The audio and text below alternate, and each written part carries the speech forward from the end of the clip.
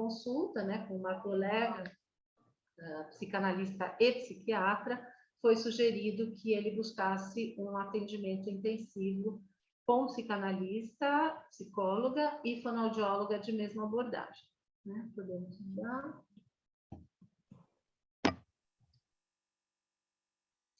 Eu vou pular esse, Cissa, pode pular para, se você puder mostrar as 3 primeiras categorias, aí eu falo um pouquinho das 3 primeiras categorias. E o filme?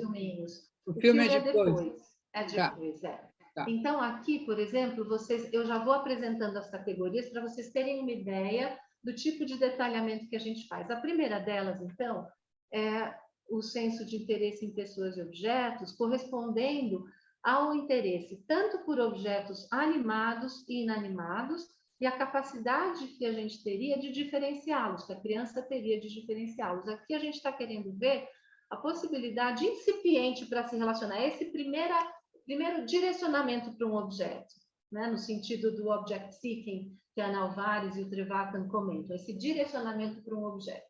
Né?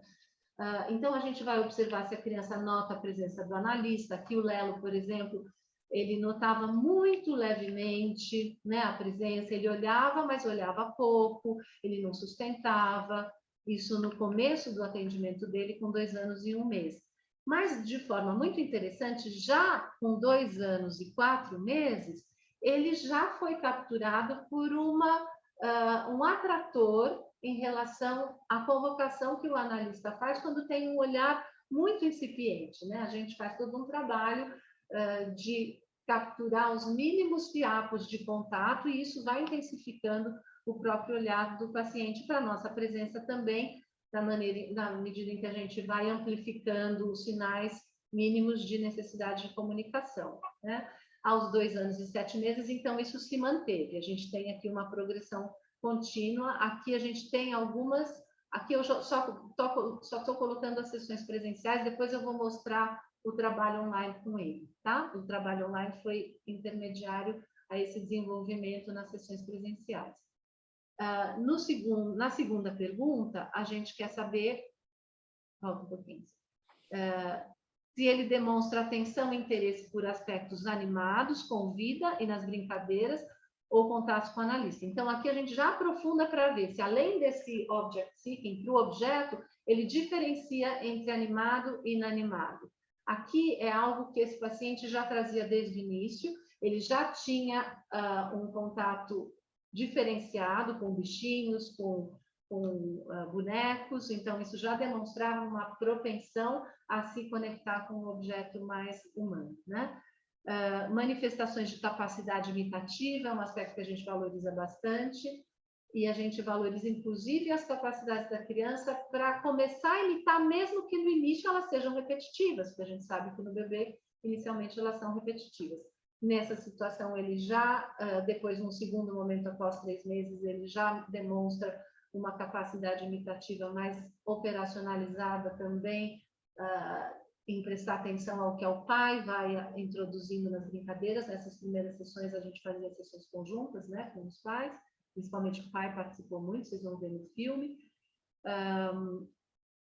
Se ele busca contato como alguém diferenciado, isso também no início não se caracteriza, mas depois também acontece de uma maneira mais frequente, com qualidade mais relacional.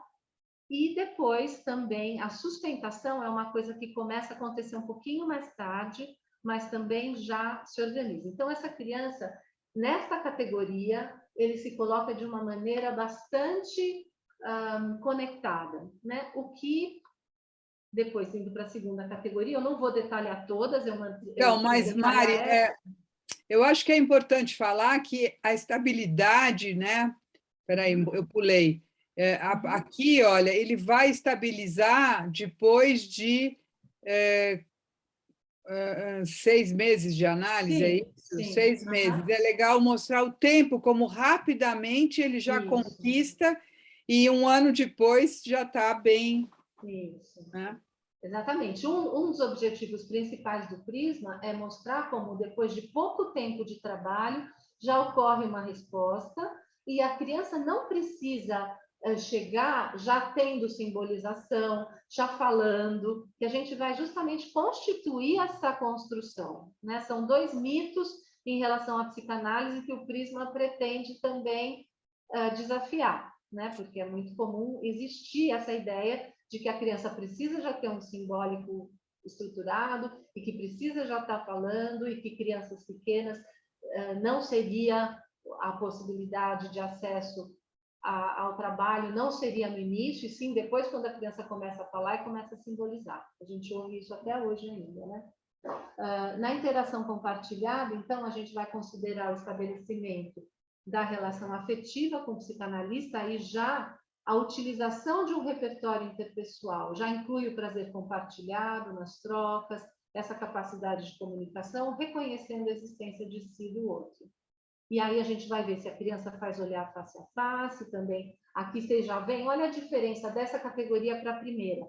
Aqui ele não tinha nenhum desenvolvimento da questão dos turnos, ele não se oferecia como alvo de atenção, ele não compartilhava a atenção com o analista, não compartilhava estados emocionais com o analista, né? Isso começa a ocorrer num segundo momento, mobilizados pela melhora do olhar no face a face, e as outras situações também vão melhorando, mas ainda se mantém a dificuldade de compartilhamento, né, que depois, se a gente for ver ainda, já não atinge 2, mesmo com 4 anos e 11, né, ainda tem uma dificuldade de compartilhamento, já tem um compartilhamento de atenção, mas não de estados emocionais, né?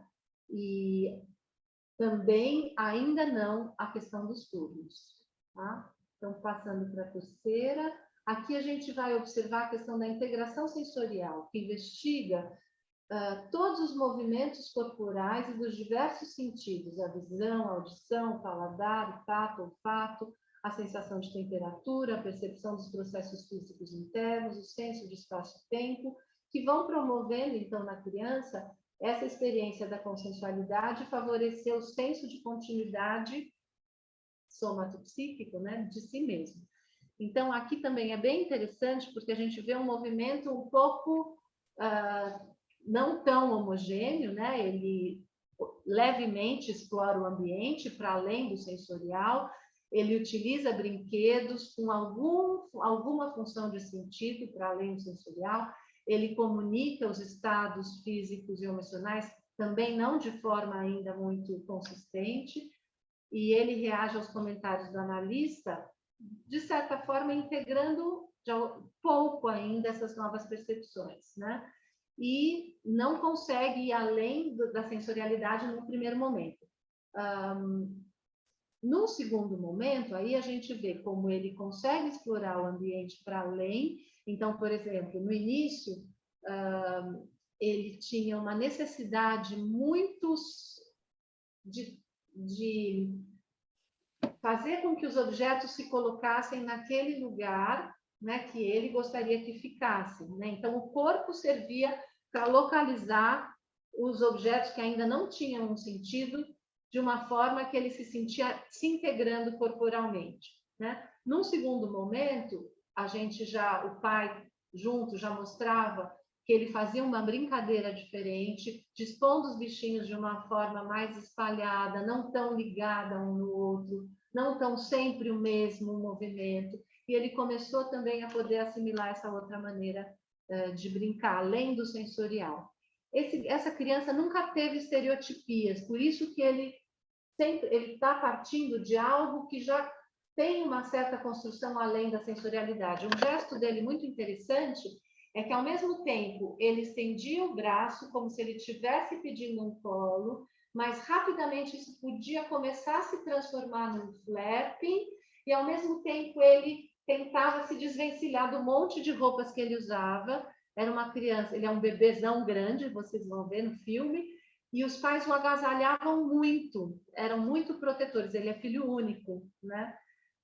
Então, era um gesto que tinha 3 vias. Tinha a via do se desvencilhar dessa proteção que mantinha ele muito preso, ao mesmo tempo solicitava algo de alguém, mas corria o risco de rapidamente não encontrar e virar um flapping. Esse flapping nunca aconteceu, ainda bem, né? Então, é uma criança que, por vir procurar um atendimento cedo, e também ele já fazia 2 sessões, ele fazia 4 sessões comigo e uma sessão com a fono, que também tinha uma abordagem bem de emergência da linguagem, não instrumentalizada para fala somente, e ele se desenvolveu muito bem. Eu queria mostrar os filmes agora, então, para vocês conhecerem. Espera aí, Mari, deixa eu só mostrar, olha, a outra categoria que é Constituição do Espaço Interno, que também tem uma evolução, o capacidade simbólica tem umas ondas aqui, e a transferencial ficou também com um desenvolvimento muito bom. Então, só para vocês verem o prisma total do Lelo, aqui tem todas as categorias e vocês podem ver através das cores a evolução dele. É que então, depois agora... você vai detalhar as outras 3, né? Eu vou detalhar na Lara, isso. Tá. Então, aqui, olha, esse é uma sessão online, tá? Mais ou menos aos 3 anos, tá? Os gráficos seguiram até 4. Então, aqui vocês vão ver um pouco do que a gente falou de evolução, mas algumas coisas ainda não estão evoluídas, né? Mas acho que é bom para ver a imagem dele e o trabalho com o pai também como um parceiro muito importante, né? Que a gente sentiu durante a pandemia. No início, no meu consultório tem um elefante na porta daqueles tipos de Elephant Parade, né? E então ele gostava muito desse elefante, era uma marca da presença dele no consultório. E ao mesmo tempo ele estava se interessando muito pelos bichos e gostava muito de imitar o elefante também, né? A gente tinha elefante também na caixa. Então aqui é toda uma interação em que o pai me comunica dessa imitação do elefante. Então, aí a gente vai ver a questão da imitação, que a gente falou lá nos gráficos, vai ver a emergência da questão simbólica, que também ele já estava propenso a poder se descolar um pouquinho da situação muito concreta, de ficar repetindo a situação tal qual ele sempre fazia. E, ao mesmo tempo, ele demonstra também uma necessidade de, às vezes, se retirar, mas a gente vai ver na sessão e no filme como, para a gente, psicanaliticamente falando da cena, isso vai ter uma função simbólica e não só uma função de desligamento e de retirada. Então, queria que vocês pensassem também nesses aspectos das categorias. Saiu Mas eu já não tinha falado isso para você ainda não, que ele imita elefante, né? Não. Não, ele imita. Ele sabe que... Cadê a tromba do elefante? E você viu que agora você falou de elefante, ele fazendo som e ele tirou tudo? Eu fiquei pensando que a vivência mesmo, né, da gente ter tido algo tão forte lá com o elefante, que da entrada, da saída. A sessão passada eu acho que ele lembrou do nosso elefante lá, a gente falou do elefante aqui. Eu acho que ele está falando para a gente das coisas que vão embora e somem, e como ele fica lembrando, como dá para brincar com isso, mas como é difícil ficar longe, né? Agora ele tirou tudo e foi lá brincar lá, mas ele está com a gente. Isso. Ele está com a gente. E ele estava brincando aqui, estava falando adesivo, ele estava imitando o elefante, estava fazendo um barulho que faz quando imita o elefante. Tipo, o elefante não tem um barulho, né? Ele faz um... Que legal você ter compartilhado isso, né? Porque fez a gente lembrar de várias coisas que tem a ver com o nosso trabalho junto, né? Você, ele, eu, a Então, se a gente desenhar um elefante, vamos desenhar um elefante? Mas isso me chamou muita atenção, Mari, porque é uma coisa tão sutil. Você está fazendo assim... A cola. A cola também é uma coisa muito nossa, né? É o durex, foi o adesivo, colar. Quer colar? Pode colar. Vamos colar? Rola de novo, né? Todas essas coisas que foram dissimuladas. A cola. Mas me chamou muita atenção, Maria. É uma coisa muito imaginativa que ele fez. Eu não sei o que isso significa. Se É bárbaro tudo isso. Bárbaro, porque isso mostra toda essa rede imaginativa mesmo. O que você quer? Vem? O que você quer? Vamos colar? Eu vou colar o Rafael. Eu vou colar a mão do Rafael. Assim, ó. Eu vou colar a mão do Rafael aqui. Colei. Ih, tá grudada. A mão tá grudada. Agora, o que nós vamos fazer?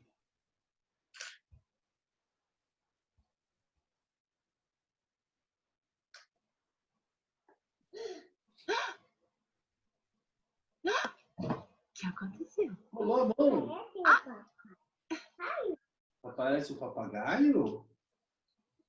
Essa semana, Maria, falando muito alguma coisa assim, tipo, parece. Parece um papagaio? Por que parece um papagaio? Porque é colorido? Quando a gente gruda nas coisas, às vezes pode parecer um pouquinho que a gente tá como um papagaio, né? Falando, imitando, repetindo. Mas o Rafael tá criando muita coisa também. Parece um café? Parece um café. Tu vai beber café? Parece um café, não é mais papagaio. Parece um papagaio, parece um café. Tudo isso é muita imaginação.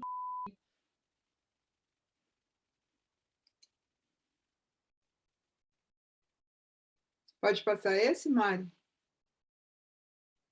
Tá sem som você. É importante reparar que às vezes a gente fala diretamente com ele, mas às vezes a nossa participação é no trio, né, para mobilizar a presença viva do pai, né, com ele também. Okay. Tem um avião? Tem um avião aí e um avião aqui, né? Avião aqui, ó. Isso, lembra que a gente fez avião na casa do elefante, avião na casa da vovó, a gente levou o avião para casa da floresta e agora o avião tá aqui. 5.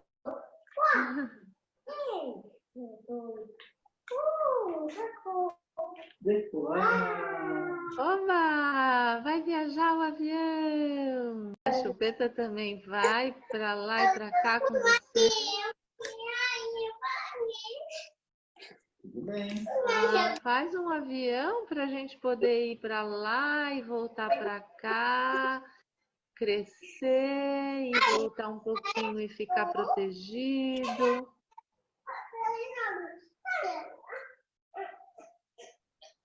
Ó, o avião voa lá depois de decolar, né? Eu posso ser avião. Vamos passear. Vamos passear, Chupeta.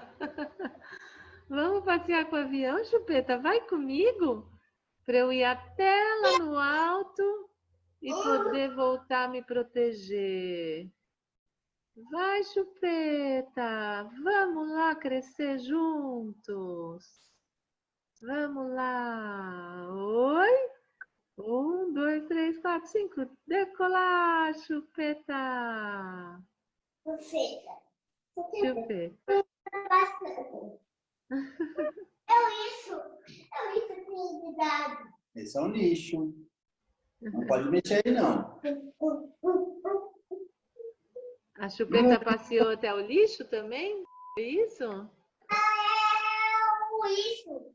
É o lixo. Será que eu jogo essa Chupeta ou será que ela fica comigo me acompanhando nos meus voos, né? Voa comigo, Chupeta, fica comigo. Será que eu já posso deixar você ou será que eu preciso de você para ficar voando lá no alto comigo, Chupeta? Não estou precisando Porque da ela vem um- chupeta na boca, né? Eu quero avinar o aviãozinho. Quero avinar o aviãozinho. Quero avinar o aviãozinho. Quero avinar. Oi, aviãozinho. Oi, aviãozinho. Oi, aviãozinho, quero aviar. É aviar que você está falando? Ele inventou essa música, porque eu não conheço essa música de lugar nenhum. Legal! Oi, aviãozinho, quero aviar. Quero voar, quero aviar. Oi, aviãozinho, quero aviar. Quero levar coisas que eu gosto muito, mesmo que não seja na minha boca, mas eu quero ter certeza que ela pode ficar comigo quando eu precisar. Quero aviar com as minhas coisas que me protegem dentro de mim, dentro de mim.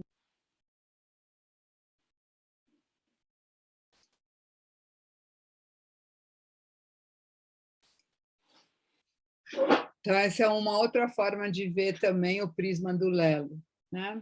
Então, agora eu vou falar um pouquinho para vocês da Lara, que é uma menininha que eu trabalhei com ela durante 2 anos, praticamente online. Ela estava em análise há 1 ano, quando a gente começou a análise. Ela veio para análise com 1 ano e meio, porque ela estava num estado de retraimento muito grande quando nasceu o irmãozinho dela.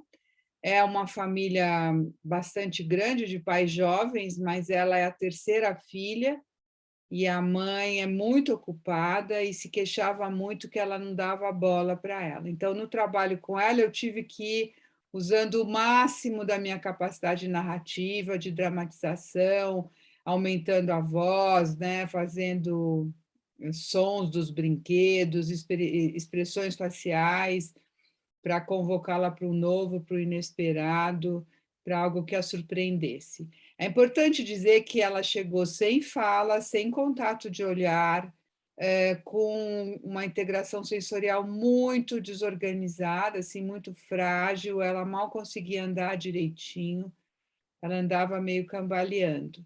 Aí, ao longo da análise online, eu apresentei esse porco, que era o porco-corpo, que ao mesmo tempo representava a Peppa Pig, mas também o corpo da analista, né, como um objeto vivo que a convocava. Aí tem uma sessão que eu vou contar para vocês um pouco como que funcionava no online, só para vocês terem uma ideia, porque eu não tenho nenhum filme dela que possa mostrar ela se movimentando, né? Então, ela sempre ficava entre a tela do iPhone e a janela do quarto dela, em que a babá me ajudava e ela olhava pela janela e a gente ia nomeando tudo que ela via. E, ao mesmo tempo, conversando com o porco. Então, ela vai para a janela e fala, Abi, para babá, né? Ah, vamos olhar a janela? Tem uma janela aí para olhar para fora? Tem a janela daí, a janela que você vê a Cecília aqui, né, Lara? Aí ela fala, cadê o pouco, Cecília? Ela fala Citília, não é bem Cecília, mas cadê pouco? Eu fico pensando como ela consegue manter o tempo todo um olho lá fora do seu quarto e o outro na janela do Zoom. Onde ele foi? Ah, ele sumiu. Olha só, ele vai voltar. E aí eu trazia o porco de novo e falava, oi, oi, voltei. Olha ali, olha ali, olha ali, olha aí. Aí, nossa, quanta coisa que você consegue ver por essa janela. E eu vou narrando o sol, a ambulância, o cachorro, o carro preto, a bicicleta, a moto, o menino, todo mundo ia chegando na nossa história. De tempos em tempos, ela pergunta do porco, quer saber se a gente estava ali, e eu me apresento de novo com o porco. E vou apontando essa capacidade dela de ir ampliando e descobrindo o mundo e juntando tudo. Então, com essa dramatização que foi encenada, ela começou a brincar. Depois de um tempo, né? Não foi bem no fim da Covid, antes de voltar para o presencial, ela já conseguia brincar na tela, assim, ó, de tapar a câmera e me achar, e sumir, aparecer, como for dar. E a gente, assim, começou a ampliar muito a nossa troca intersubjetiva, né, com um senso de agência se amplificando. E após algumas sessões, ela me encontra na tela já de outra forma, com um olhar muito cintilante, com muita vivacidade. A gente, então, passa a brincar de esconde-esconde, e o trabalho vai ganhando uma tridimensionalidade com corpo, espaço, divertimento e brincar compartilhado. Então, ela ri e se regozija nessas nossas brincadeiras. Essa brincadeira de só me aparece, né? Eu também sumo e apareço, ela some, ela se sente muito potente. E essa descoberta do face a face, né? De poder brincar nós duas, uma com a outra,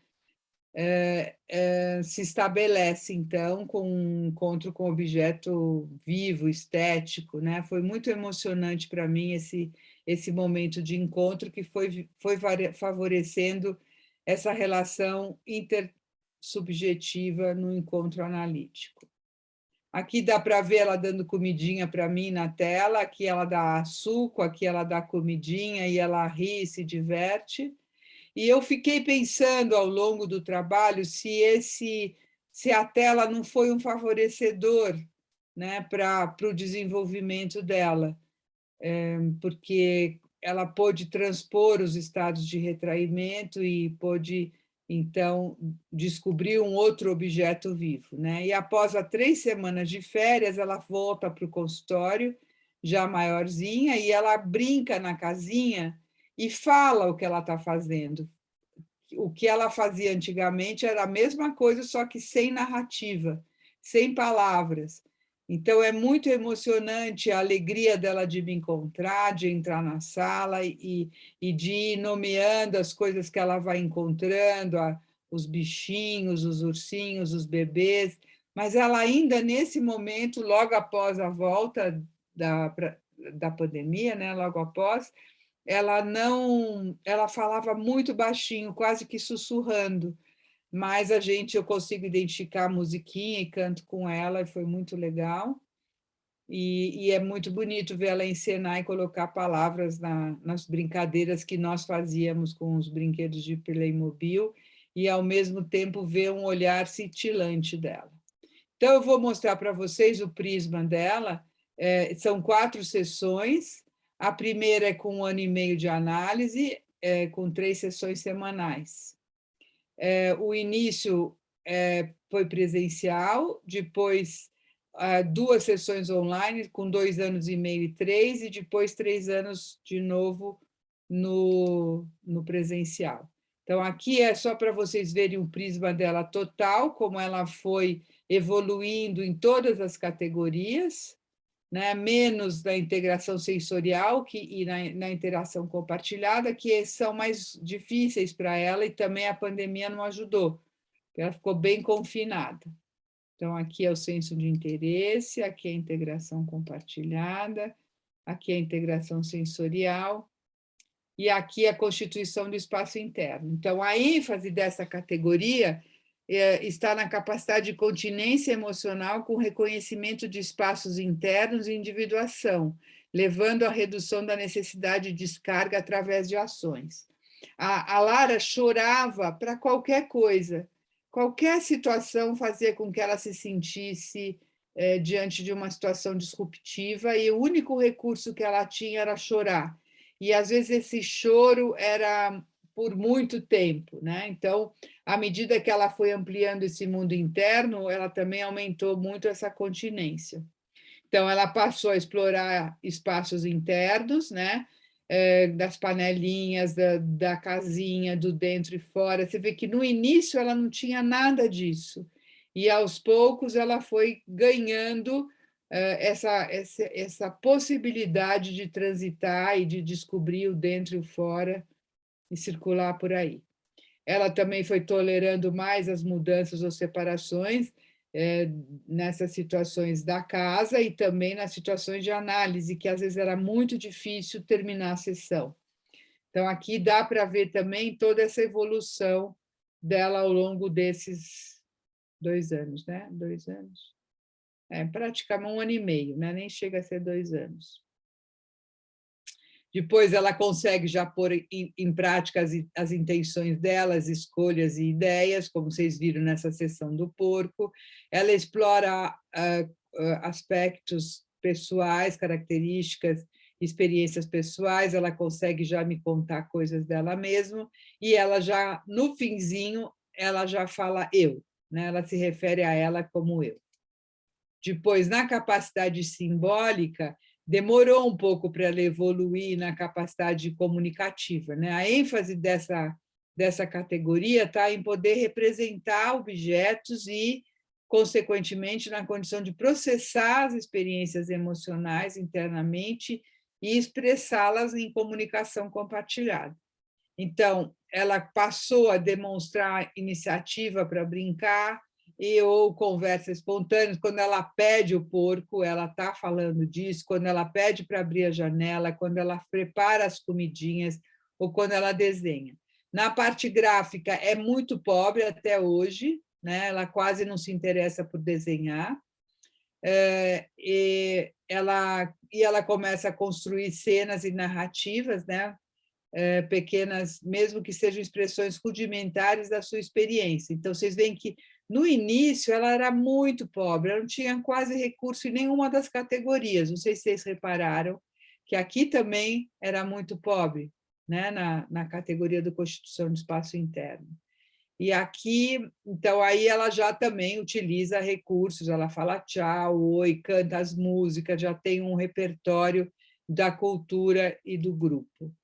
E a última categoria, que é o campo transferencial, né, a ênfase está nos movimentos, impulsos, sensações, impressões, fantasias, sentimentos, desde os mais primitivos até os mais relacionais, que circulam entre o paciente e o analista. Então, o campo transferencial inclui também todas as emoções e ecos contratransferenciais vividos pela analista na relação da dupla, né?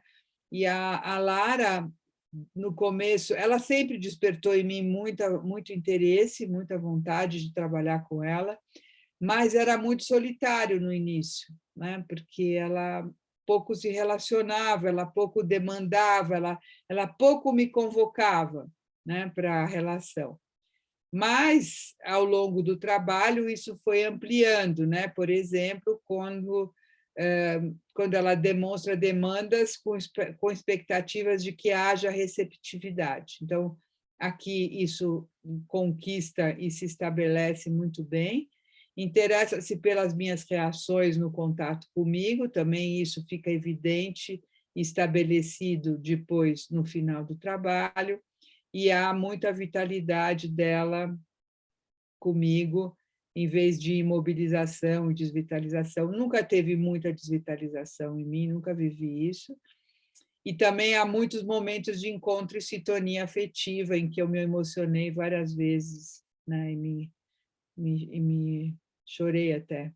Então, e aqui dá para a gente ver também o desenvolvimento dos dois em paralelo, né? Aqui o desenvolvimento da Lara nessas 4 sessões, e aqui o desenvolvimento do Lelo nessas 4 sessões, que inclui aqui no meio uma do online, né, Mari? Nesse prisma que a gente fez do início. Sim. Lá, depois. Então, é isso, gente. Obrigada.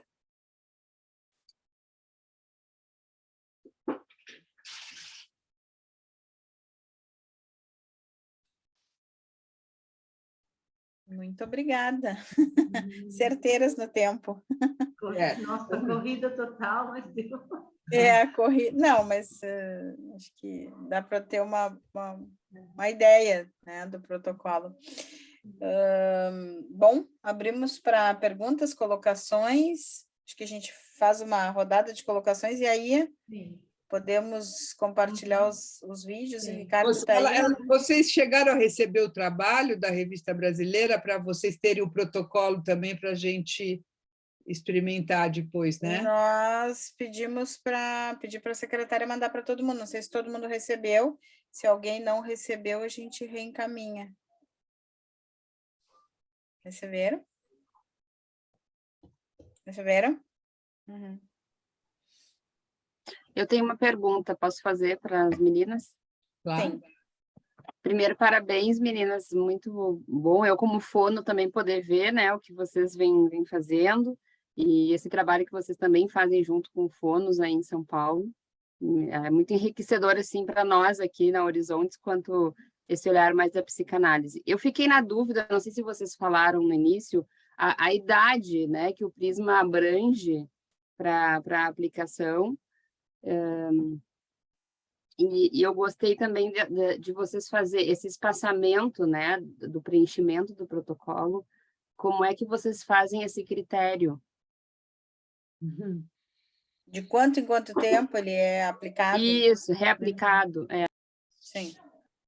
Bom, o protocolo foi, inicialmente, a gente trabalhou com 11 crianças, com uma sessão inicial, uma sessão depois de 1 ano e uma sessão depois de 1 ano e meio. Eram 3 sessões que a gente utilizou justamente para mostrar como a evolução do tratamento psicanalítico em pouco tempo aparece, surge.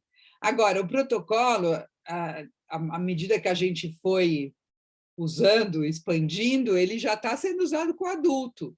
Não tem uma faixa etária e também não tem um período X. Esse caso é o primeiro caso que a gente faz com... Porque a gente fez um trabalho que era o pré-pandemia, online e pós-pandemia. Então, por isso que nós temos várias sessões também. Mas as sessões, esse protocolo a gente pode usar a todo tempo, porque ele não tem... A gente agora já tirou criança nos termos, a gente já está avançando um pouco para que ele possa ser escutado também por outros profissionais, né? Possa ser utilizado por outros profissionais. E a gente também fez um detalhamento muito bom no manual que acompanha o protocolo, que a gente ainda não publicou, mas que vai ser...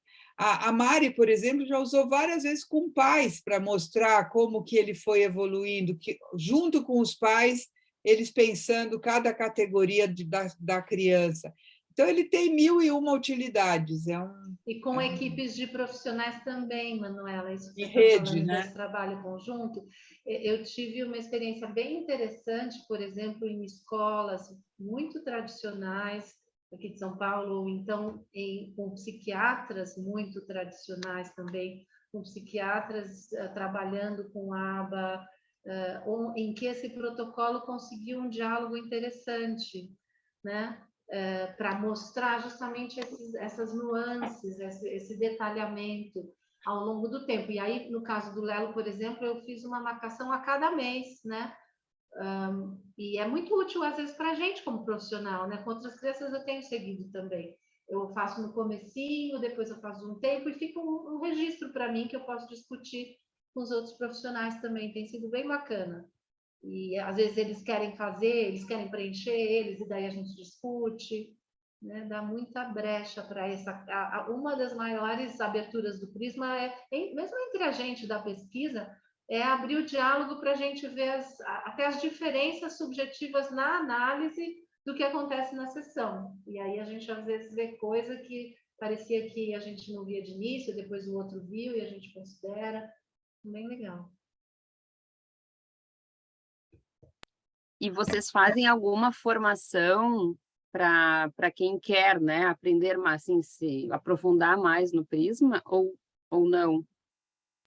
Então, a gente está nessa fase ainda, apesar da gente ter uma grande diversão e preferência pelas expansões clínicas do Prisma, né? Conversar com pessoas como vocês, entre nós também ir desenvolvendo, mas a gente precisa ter uma especificidade também científica em larga escala, né? Então, a gente está trabalhando justamente nesse manual e numa aplicação que possa ter viabilidade, multiplicabilidade estatística. Então, a gente tem feito formação de avaliadores para poder comprovar, porque a ideia inicial do Prisma era a gente comprovar a eficácia da psicanálise como tratamento para a criança autista. Então, a gente ainda precisa colocar isso numa publicação, a gente está tentando aumentar a nossa amostra, né? Para comprovar, através desses gráficos, que ocorre evolução com psicanálise em pouco tempo, né? Quando a gente tiver isso comprovado também, aí a gente pode pensar em oferecer, né, formação com uma base mais consistente em todos os anos, não só a clínica, como a gente vê a clínica, mas uma clínica que possa ser também oferecida como consistência de evolução em larga escala, né? Eu acho que aí faz mais sentido uma formação. A gente conversa, mas uma formação específica acho que vai vir também no depois aí dessa nossa fase de aplicabilidade mais ampla. Mas legal, muito bom aí as suas visões. É bom saber do interesse, né? Obrigada.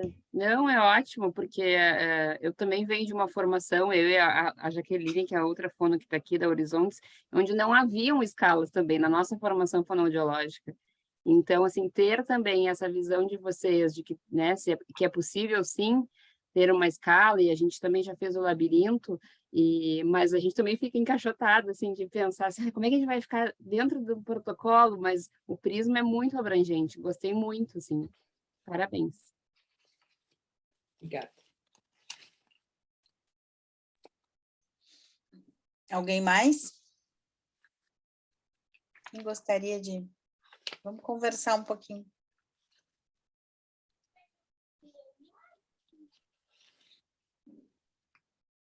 Vocês acham que deu para acompanhar a ideia do protocolo? Porque a gente falou bem rapidinho, né? Talvez brincando de fazer o exercício, talvez seja ajude mais a aprender. Pode ser. Os videozinhos que a gente tem são curtos, né? Mas eu acho que a gente pode dar uma olhadinha, assim, todo mundo dá um palpite. O Ricardo está aí, eu não sei, eu acho que o João não conseguiu entrar. Está aí o João? Não? O João não. O João não. O Ricardo é fonoaudiólogo e nós temos, assim, Tu tem o vídeo dos dois ou só um vídeo, Ricardo? Consegui o vídeo dos dois. Tá. Nós temos uma... Fala, desculpa, pode falar tu, o paciente é teu. Teve um momento que eu atendi o Pedro, que não é o meu paciente sozinho. Foi um daqueles primeiros atendimentos. Então, eu consegui atender ele sozinho e filmei uma parte. Tá, só para contextualizar, assim, rapidinho, então. São dois meninos gêmeos. Isso, prazer. Sou Ricardo, sou fonoaudiólogo da Horizontes. Então, vamos contextualizar um pouco. Opa, desculpa, fechei tudo aqui. Fala aí, Ricardo. Conta, então, um pouquinho da história. Certo. São dois meninos gêmeos, eles têm 2 anos de idade. Um deles, no momento do nascimento, ele ficou hospitalizado por 15 dias, que é o Pedro. O outro, ele foi direto para casa com a mãe. Então, o Pedro ele teve essa perda inicial, certo? E eles têm algumas diferenças entre eles. Um é um pouco mais comunicativo na questão de buscar o contato com a mãe, o outro é menos comunicativo. O que é menos comunicativo é o que ficou 15 dias hospitalizado, que é o Pedro, certo? E então a mãe ela relata que em algum momento bem na primeira infância, ela acreditava que o Pedro não gostava dela, o Pedro nunca tinha olhado para ela, nunca buscou um contato com ela, e então ela achava que o Pedro não gostava dela. O João já era um pouco diferente, mesmo não interagindo tanto com a mãe, mas ele era um pouco mais afetivo, certo? Então, eles chegaram para nós e e eles têm umas características, poucas trocas de olhares, eles não falam, balbuciam muito pouco, tem pouca intenção comunicativa, não tem brincadeira simbólica por enquanto, eles ficam mais circulando pela sala. Agora, o paciente que eu tô, que é o João, que ele foi o que não ficou hospitalizado, ele agora que eu estou conseguindo ter uma troca mais de brincadeira mesmo com ele. Eu estou no 5º atendimento com ele, e então foi nesses últimos atendimentos que eu estou conseguindo realmente ter uma troca de brincadeira com ele, que tá no vídeo aí que eu gravei. Deixa eu ver o que mais que pode ser Acho que eu vou comentado. mostrar os vídeos, Ricardo, para a gente poder falar depois a Maria Cecília e a Maria Ângela poderem comentar, né? Mas, Ricardo, só me lembra uma coisa, quantos anos eles estão no vídeo? 2 anos. 2 anos, tá. Uhum. Só para comentar uma última coisa aqui. Inicialmente, nós fizemos 2 atendimentos com eles juntos. Era eu e o João, que é psicólogo. Então, nós resolvemos separar eles. Certo? O João ficou com o Pedro, que é o que tinha menos intenção comunicativa, né? Que é o que ficou hospitalizado também por 15 dias. E eu fiquei com o João. O João é o psicólogo, né? O João ficou com... O Ricardo ficou com o João. É bem confuso. O psicólogo é o João também. Tá. O João psicólogo ficou com o Pedro. E eu fiquei com o João.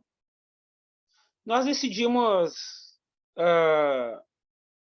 escolher um pouco as crianças a partir de algumas características.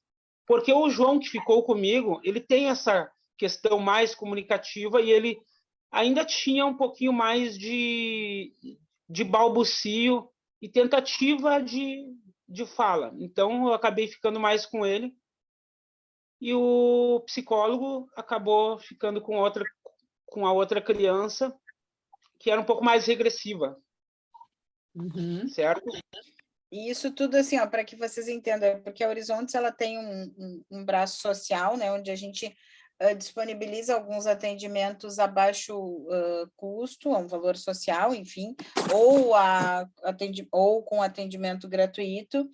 E nesse momento o que a gente conseguiu em termos de horários foi o atendimento para fonoaudiológico e para o outro atendimento psicológico. Nós ainda não conseguimos os 2 atendimentos para os 2. Então, a gente está em busca de que ambos possam ter os 2 atendimentos, que é o que a Horizontes tem. Nós não temos o atendimento... o atendimento sensório-motor, nós não temos terapeuta ocupacional. Horizontes hoje trabalha com fono, psicopedagoga e psicólogo e psicanalista. Então, né, essas outras áreas, quando o paciente necessita, a gente tem parceiras fora, né? Então, aí nós encaminhamos para pessoas, enfim, outras pessoas fora. E mesmo assim, esses atendimentos a gente compõe dentro da clínica, mas nesse momento o que se conseguiu foi a disponibilidade de um colega para atender um horário, né, e o outro para atender outro horário. Então, foi o que nós conseguimos, porque é uma família carente, com 2 crianças, as 2 com diagnóstico do neurologista, as 2 dentro do espectro autista. Então, optou-se um terapeuta, né, o Ricardo atendeu um dos meninos e o João atendeu o outro, por enquanto, até que a gente consiga os demais atendimentos. Né, para que vocês entendam por que um está sendo atendido em fonoaudiologia e o outro em psicoterapia, porque nós não conseguimos 2 atendimentos no momento, a gente está compondo isso, né? Às vezes não se consegue tudo, então foi o que se disponibilizou no momento. Legal. A gente vai tentando. Você consegue... Compartilhar, então. Vou compartilhar aqui os vídeos.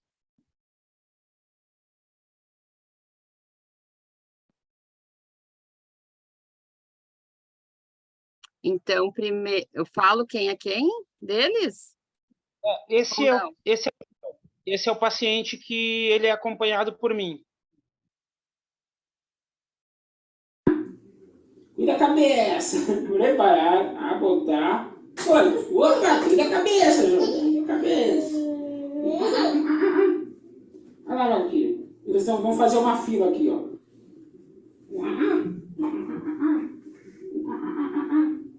Eles estão esperando para a vez deles. Vai lá.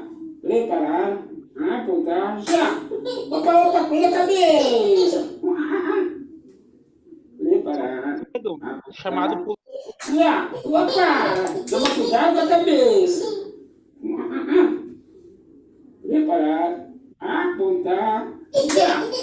Oh, esse vai para trás. Cuida a cabeça, cuida a cabeça. Preparar, apontar, já. Foi no chão.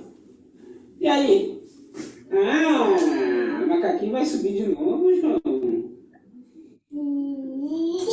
Olha lá onde foi, João. Olha lá. E agora? Não tem mais. Acabou. Acabou aqui, ó. Tem mais macacos por aí? Tem mais macaquinhos por aí? Será?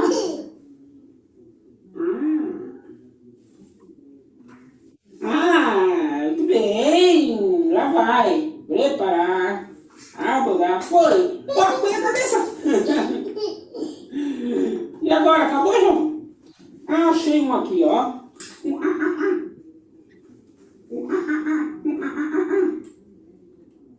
Olha, vai pra longe, João. Preparar. Abordar. Já. Opa, cuida a cabeça, cuida a cabeça. E agora? Acabou os macacos. Tem mais?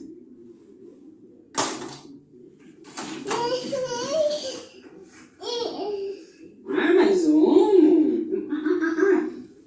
Preparar. Abordar. Já. Cuida a cabeça, cuida a cabeça.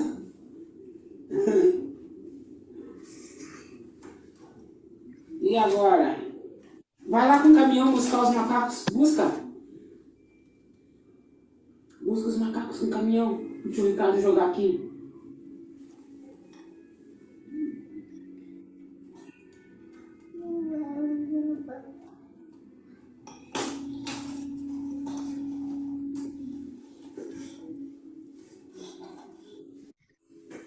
Se vocês quiserem comentar o Pará, avisem, né? Não sei. Não, foi bem na hora que ia parar. Ah, bom, é verdade.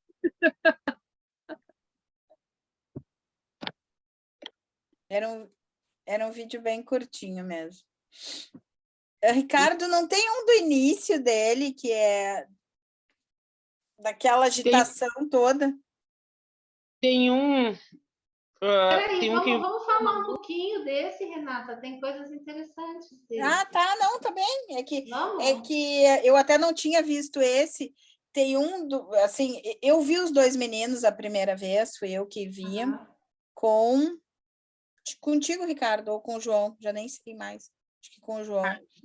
E era uma agitação, uma coisa assim, e eu não sabia quem era um, quem era o outro, porque eles são muito, muito parecidos, iguaizinhos, assim. Então, agora até me surpreendi, porque achei ele muito, muito calmo, né? Assim, até me emocionei aqui vendo ele, achei ele muito, muito calmo, muito, muito ligado com o Ricardo. Realmente não tinha visto. Então, por isso, né? Se o Ricardo tivesse esse vídeo do início, mas vamos conversar sim. A palavra está com vocês. Então, olha, eu acho que a gente poderia falar de todas as categorias aí, mas uma que me impressionou muito de imediato foi justamente a questão da interação compartilhada dele e desse pai. Primeiro, também a presença dos pais é muito boa quando a gente pode ver, né, os pais participando tão ativamente no Mas não é o pai, Mari, é o Ricardo que está lá. É o Ricardo que está lá? É. Eu achei que era o pai Sim, é o dele. Ricardo, é o fono. Mas por que Esse tá menino não tem vocês pai. Esses filmaram? meninos não têm pai. Vocês filmaram a sessão presencial dele. Desculpa. Bom, então, ótimo, é um pai terapeuta. Esse menino não tem pai, acho que isso é uma coisa importante. É só a mãe. Eles têm uma irmã mais velha, que tem 8, 9 anos, que agora eu não me lembro, acho que é de um outro relacionamento da mãe, né? Se não me engano, é de um outro relacionamento. E aí ela tem os gêmeos, e o pai, ela pouco fala desse pai, mas o pai é ausente. Então, ela vive de um auxílio do governo, pelo que ela diz, assim.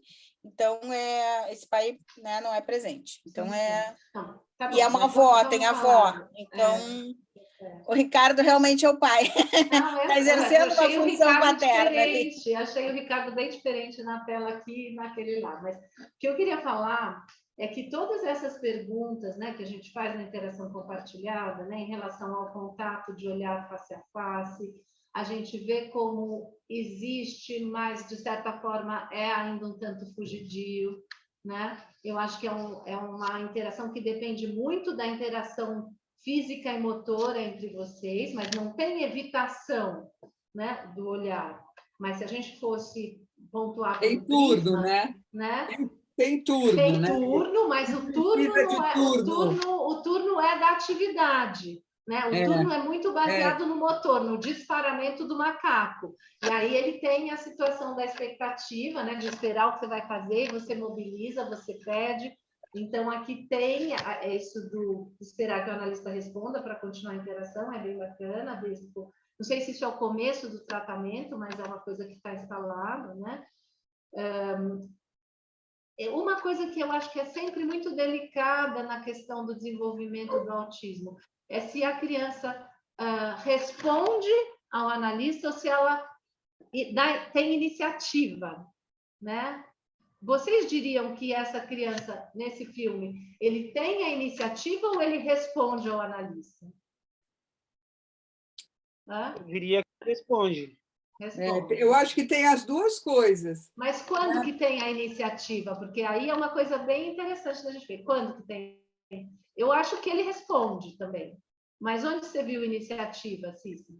Quando ele pega o macaquinho, o Ricardo pega... o Ricardo fala, cadê o macaquinho? Ele pega porque o Ricardo falou. Ele demora um tempo, isso vai sendo gestado nele, o Ricardo espera... E, num certo momento, vem o macaco, mas ainda é em resposta, né? E isso é uma coisa que no Prisma é bem importante em toda a escala, toda a avaliação, né, de terceiro tempo do circuito funcional, ou da capacidade da criança de tomar iniciativa para convocar o outro, isso é um dos aspectos, é o aspecto mais importante, né? Então, esse filme, eu acho que... Mas eu achei que tem uma hora que ele pega o caminhão, o Ricardo fala assim, vai, põe os macacos no caminhão. Ele não dá bola e ele continua, porque eu acho que esse é o momento de turno, que ele precisa se ausentar da excitação que gera o macaquinho saltando, que ele ri, então ele precisa... Ele não aguenta ficar o tempo inteiro na relação com o Ricardo, né? Sim. E aí ele pega o caminhãozinho, vai andando, aí ele pega o macaco, sem o Ricardo falar, e dá para o Ricardo, aí o Ricardo solta de novo. Eu acho que tem umas 2 vezes que ele pega o macaquinho passeando com o caminhão, assim, por acaso. Né? Eu posso falar? Posso falar? Pode. Eu sou fono também, sou aqui de São Paulo, e eu percebi a mesma coisa que a Maria Cecília, porque ele gargalhou muito, ele estava muito contente com o pulo do macaquinho, mas uma hora eu achei que ele estava mais interessado no caminhão, e sem querer ele encontrou um macaquinho, e ele voltou para a brincadeira com o Ricardo, ele deu na mão do Ricardo. E depois aconteceu de novo isso, ele encontrou de novo o macaquinho, e me pareceu que ele iniciou de novo uma interação. Quantas sessões você teve com ele, Ricardo? Nós tivemos 2 sessões compartilhadas junto com o irmão, e essa é a 4ª sessão que eu tenho com ele sozinho. Ai, que bacana! Deu vontade de ver o Prisma daqui uns meses, porque eu achei que ele tá entrando aí numa relação com o Ricardo. Olha, mas para falar das nuances que a gente julga importante, porque o Prisma é um instrumento de nuances, né? A gente tem duas perguntas aqui. Uma delas é isso que você está falando, Etel, e acho que tem a ver com o que a Cissa falou também. Compartilhe a atenção com o analista, indicando e ou notando algo indicado por ele? Eu acho que ele tem. Ele compartilha, ele nota o que o analista indicou, ele tem um registro disso. Agora, outra coisa, e bem mais polêmica, é essa situação da convocação, né? Se é iniciativa espontânea a convocação ou se ainda depende muito da sugestão do analista para ele se engajar num compartilhamento de prazer. O prazer está presente, mas o quanto ele é sensorial também na questão dos barulhos. Quem é que faz aquele barulho? É você, é o Ricardo. É o Ricardo. Você que faz, né? Imita o macaco. Uhum. Então, e ele faz ele rir, né, Mari? A resposta dele é muito sensorial. Né? Se for pensar na capacidade simbólica, ainda ele está mais naquela parte, se a gente olhar para a integração sensorial, ele ainda está muito explorando as relações a partir da excitação, né? Tem uma certa descarga, mas ele não tem flap, né? Ele não tem flap, ele não é repetitivo, ele tem muitos recursos, mesmo nomear, ele fala caminhão, ele já fala algumas palavras, né, Ricardo? Não fala. Não? Ele balbucia, só balbucia. Achei que ele falou caminhão, foi você que falou, então. Uhum. Ele até tentou alguma vez falar alguma coisa, mas não saiu. Mas não fala nada. O compartilhamento dos estados emocionais tem uma sintonia de compartilhamento, né, com os disparadores, até a própria forma do brinquedo, mas também ainda é muito mobilizado pela estimulação motora do som, né? E aí tem uma excitabilidade na relação com você, que a gente diria que já é um compartilhamento, claro que é, né? Mas isso, de acordo com a evolução no Prisma, a ideia é um momento em que isso possa adquirir um registro mais psíquico que não dependa da sensorialidade para poder ocorrer, né? Sim. O que mais vocês observaram, gente? Quem assistiu também e pensou nas... Inês, fala aí, Inês, o que você pensou? Não, eu estou aqui observando, estou de acordo com as colocações de vocês, não tenho no momento nenhuma outra para fazer, não. Eu tive uma muito boa impressão do menino, eu não conheci ele antes, mas acho que ele tem, como você falou, Cecília, muitas possibilidades. Se ele estava num fechamento autístico, né, ele tem muitas possibilidades, ele já está... eu acho também, como você falou, que teve um momento em que ele toma a iniciativa. No início não, mas depois teve um momento de tomar a iniciativa. Aquele risinho dele, na hora em que o Ricardo faz pular o macaco, me lembrou aquela coisa que o Muratori fala da estimulação AP, né? Ele é super estimulado e dá aquele risinho nervoso, né? Mas ele não fica só na resposta à superestimulação do macaquinho. Ele depois toma alguma iniciativa também, me pareceu, né? E, enfim... Eu diria até que é um muito bom prognóstico ele fazer o turno, né? Ele um pouco deixar, ele não ficar na excitação só que o Ricardo propõe, ele alterna com o caminhão passeando pela sala. Eu acho que a gente pode pensar até num bom prognóstico em que ele não fica só grudado, aderido à alegria. Ao mesmo tempo que é muito bom o Ricardo ter fisgado o prazer nele, né? Ter conseguido essa farra, né? Um pouco é uma farra que ele fica esperando o macaquinho, depois ele ri. ele também consegue não ficar agarrado só nessa excitação, ele descansa um pouco e olha o resto, o entorno, né, com o caminhãozinho. Isso uma boa alternativa. E a gente tem que acompanhar, né, também, a gente tem que fazer o turno junto, né? A dúvida que deixa em relação a quando ele pega o caminhão, porque tem muito a ver com o que você falou, né, Cecília? Descansar da superestimulação. Na verdade, ele, naquele momento ali, não tem um compartilhamento, naquele dele pegar o caminhão, né? Sim. Mas...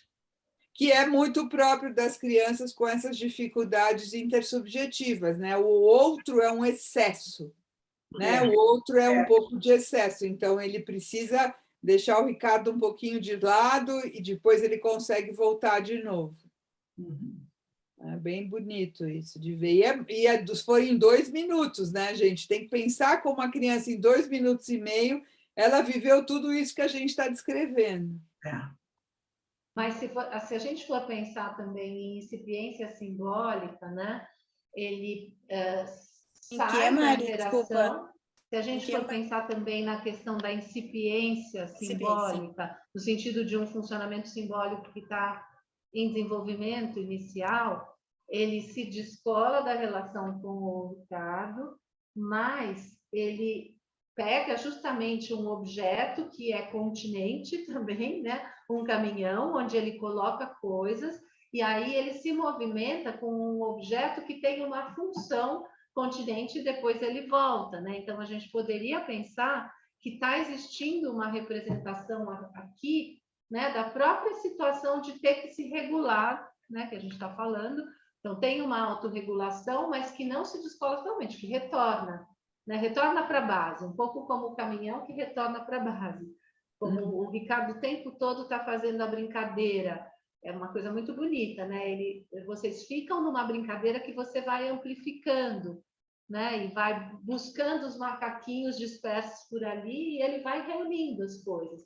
Então, eu acho que o caminhão também tem essa função de ser uma base onde ele vai reunindo as coisas que a relação com você vai provendo, até a possibilidade dele ter realmente um senso de agência mais espontâneo que, a meu ver, ainda está num contínuo. Eu acho que ele ainda está precisando muito de você como base para ele ir se lançando também, como os macaquinhos vão se lançando, né? Ele ainda está meio no espalhamento, mas ele está vendo em você uma base para a qual ele pode retornar. Tem outro, Manuela? Tem o do outro gêmeo. Ah, vamos ver então, Pedro. Agora é o Pedro.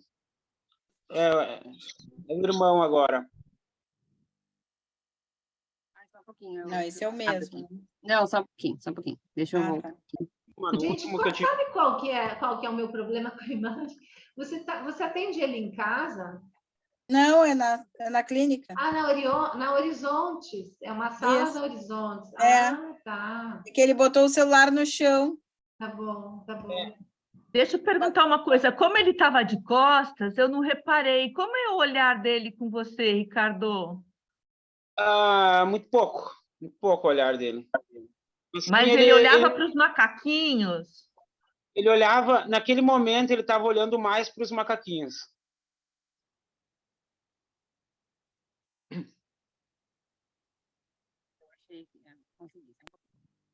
Ele... Tá. Aqui, ó, Pedro. Vocês vão ver que eles são muito parecidos. Muito, muito, muito. Ajuda o tio Ricardo a guardar.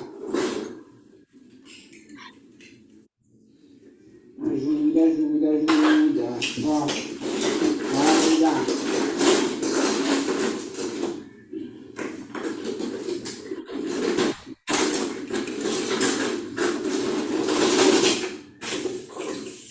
Deixa eu ver se o Ricardo vai guardar. Vai.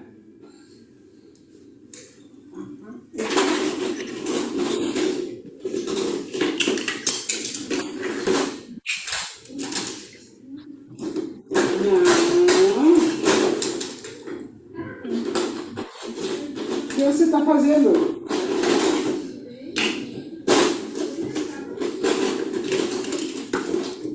O que está fazendo?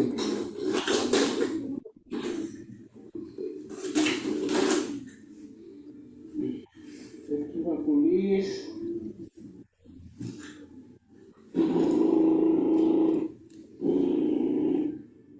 Dinossauro. Perdeu a perna do dinossauro.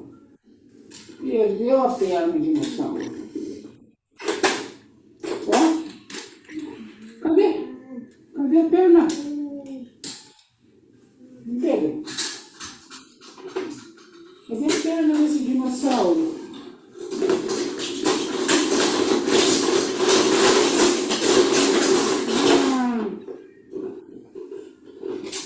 Onde está a perna deste dinossauro?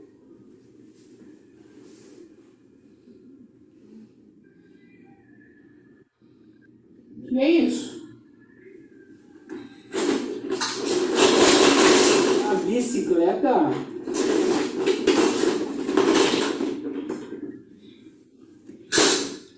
Bicicleta.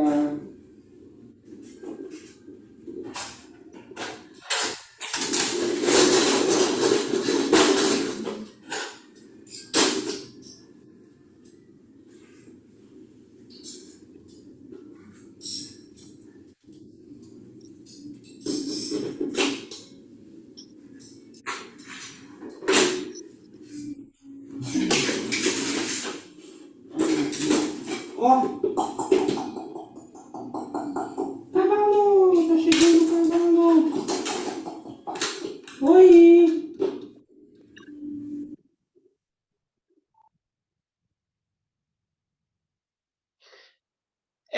O Pedro, ele pouco interage. Ele fica bastante nesse movimento, pelo menos os atendimentos que eu fiz com ele, fica nesse movimento de tirar os brinquedos, de circular pela sala. Muitas vezes ele pega lápis e quer riscar nas paredes. A mãe, ela comentou que as paredes de casa são tudo riscadas. Ele não foca muito na brincadeira, ele fica bastante nesse movimento assim de circular e explorar a sala. Ele explora um pouco mais a sala do que o João, o outro que eu vi. Isso, pelo menos, é uma coisa assim que eu observei que é boa. Ele é mais explorador, porém ele não foca muito na brincadeira. Mas ele entrou na caixa, saiu da caixa, isso é interessante. Né? Eu achei engraçado, porque você falava, vamos guardar, e ele começava a tirar. Quer dizer, tem uma coisa de pôr e tira, né? de investigar, não sei, assim, ele não joga só fora, ele se detém um pouco. No dinossauro ele se deteve, ele está de costas, então não deu para a gente... Mas quando o Ricardo faz um som, agora me fugiu qual foi, quando tu faz um som, ele faz um som também, né? Cavalo. Quando faz o som do cavalo, ele faz um som, e aí tu fala do dinossauro. Uma coisa também que me chamou a atenção dos dois, na hora eu não comentei do João, ambos têm uma questão motora, né? Ambos sentam em cima não só sentam em W, quer dizer, o João senta em W, ele não senta em W, mas eles sentam em cima do pezinho, né? Ele agora estava bem sentado em cima da perninha, em cima do pé. O João também tem uma questão desse corpo, assim, né? Todo tortinho para sentar, né? Sim. Enfim. Posso fazer um comentário? Claro, por favor. Eu escrevi, foi cair lá na Kimberly, não foi para todo mundo, então eu tenho que falar. Mas era sobre isso dele fazer o esvaziamento da caixa, né? A gente pode tomar terapeuticamente como uma brincadeira, não é uma brincadeira, né, simbólica, né, habitual para uma criança da idade dele, mas a gente pode tomar como uma brincadeira. Eu lembrei, né, de uma fala do Jean-Michel Vives, não Vives, não é parente da Renata, mas o Vives, que meu parente. Meu parente, que diria que a criança estava brincando de criar um vazio, né? Esvaziando a caixa. Então, ele, na verdade, ele brinca de esvaziar a caixa quando ele vai tirando os brinquedos de dentro, né? Então, é uma brincadeira que pode ser tomada, quer dizer, é um ato que pode ser tomado como brincadeira terapeuticamente, né? Mas Só me aparece, a gente pode pensar que é só me aparece, põe, tira, né? Também. Tem um ato aí, uma ação, É, né? É tem. diferente daquelas crianças que viram a caixa, elas pegam a caixa e viram assim. Ele não está fazendo um transbordamento total, digamos.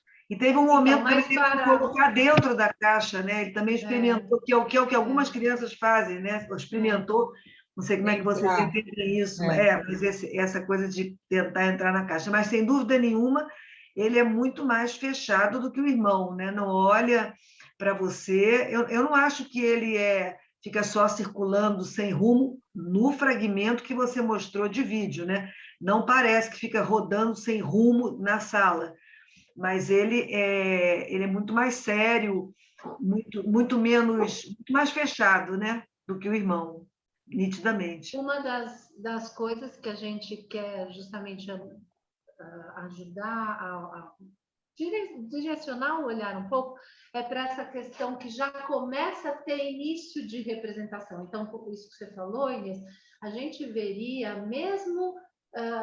eu acho que até na criança que lida com a caixa como algo que pode ser esvaziado, cada uma vai fazer isso de uma forma, mas é uma percepção de dimensionalidades, né? De que tem uma coisa interna, tanto que existe essa pergunta justamente na categoria de constituição de espaço interno, né? Então, se tem uma noção de que tem um algo dentro e um algo fora, algo de dentro vai para fora, e ele está o tempo todo nesse fragmento, lidando com isso que sai e que entra, né? Quando ele, até a gente poderia falar, tem uma sensorialidade quando ele explora a sala, mas será que tem uma exploração de um ambiente que também ele está contido, né? Então, a gente vai observar isso mesmo ainda antes de se tornar um simbólico para a criança, mas tem uma comunicação que o analista pode justamente dar um sentido simbólico e pressupor que a criança possa estar tendo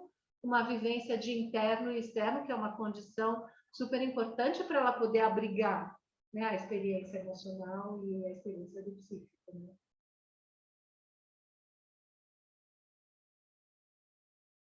Bom, nós poderíamos aqui pensar várias coisas, mas eu quero dizer assim, bom, do nosso horário e da minha imensa satisfação, assim, vocês não imaginam o quanto eu estou feliz com esse nosso encontro, porque apesar da gente ter muitos momentos na Horizontes e muitos estudos, e, enfim, né, eu acho que nenhum tinha, porque nenhum é como o outro, mas esse, assim, realmente foi muito rico, foi muito bom.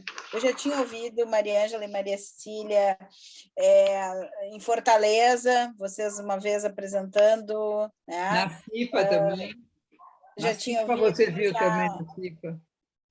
Já tinha ouvido em outros momentos, já lá no congresso ano passado, da IPA, e já tinha ouvido Inês comentando, né, fazendo alguns comentários em algumas outras situações, mas, assim, eu quero dizer realmente da minha imensa satisfação de estar aqui com vocês hoje na Horizontes e ouvir tudo que vocês estão trazendo, e quero que esses momentos possam se repetir, que a gente siga estudando juntas, e vocês não falaram, mas quero aproveitar e fazer a propaganda do congresso, da jornada da CIPA, que a gente possa seguir discutindo isso, né, essas questões do autismo tão importantes hoje. Nós vamos ter encontros preparatórios, mas eu vou dar a palavra à presidente, então, da CIPA. Eu não sou presidente, eu sou coordenadora geral da América Latina. Coordenadora geral. É um pouco menos, gente. O presidente é o Golce. Bom, então tá. Então, presidente latino-americana, não é? Então tá, coordenadora geral, então, ou a diretora científica, assim. Ou a outra representante da diretoria científica que está aqui, que é a Inês. Então, eu dou a palavra a vocês. Vamos aproveitar, vamos divulgar que nós precisamos dos inscritos, né? Isso mesmo. Vai ser dia 19 de novembro, o dia todo. Mari, fala aí você como diretora científica, vai. Eu dou a palavra para você. Então, somos muitos, né, da diretoria científica, e a Renata também colabora muito, vocês devem saber, porque vocês veem a colaboração toda que a Renata tem aqui, a fibra que ela tem para também ajudar nesses eventos todos, mas é no dia 19, né, de novembro, e a gente vai ter, principalmente, participantes da CIPA, né, como apresentadores, mas vai ter também, né, a participação de alguns comentadores estrangeiros, e os eixos principais vão ser a questão do protagonismo e da inclusão social. A gente vai também falar da questão da sensorimotricidade do corpo e da transdisciplinaridade, que é um dos aspectos principais da CIPA, né? O que constitui a CIPA, que é esse agrupamento de profissionais que trabalham com autismo nas várias disciplinas. Então, mas o tema da jornada é autismo e conectividades e intervenções em rede, que é um pouco isso que a gente fez hoje um pouco aqui com o Ricardo, né? Então, é uma... Exatamente. E a Inês está lembrando, homenagem a Genevieve Hag também, né, que se conecta muito com um dos temas principais, que é a questão do corpo e da sensorialidade. Isso aí. A gente Vamos vai ter atividades preparatórias, com atividades preparatórias nos próximos meses. Inês está numa mesa, né? E acho que daqui é isso. Acho que dia 3 de setembro, né? Dia 3 já vai ter uma sobre pais, não é? Isso. E a Horizonte está ajudando aí na organização com... Sim. E a gente vai Kimberly também. A gente já puxou a Kimberly lá para ajudar. Então... Kimberly é fundamental, sim. Queria lembrar que a gente vai ter um espaço muito central para a voz do autismo, né, nessa ideia do protagonismo, e a Inês foi uma figura muito importante na defensoria dessa ideia. Porque uma coisa pessoas que trabalham com a gente de dentro, né, que são aquelas com as quais a gente está dizendo que é importante a gente trabalhar e pensar sobre o trabalho deles.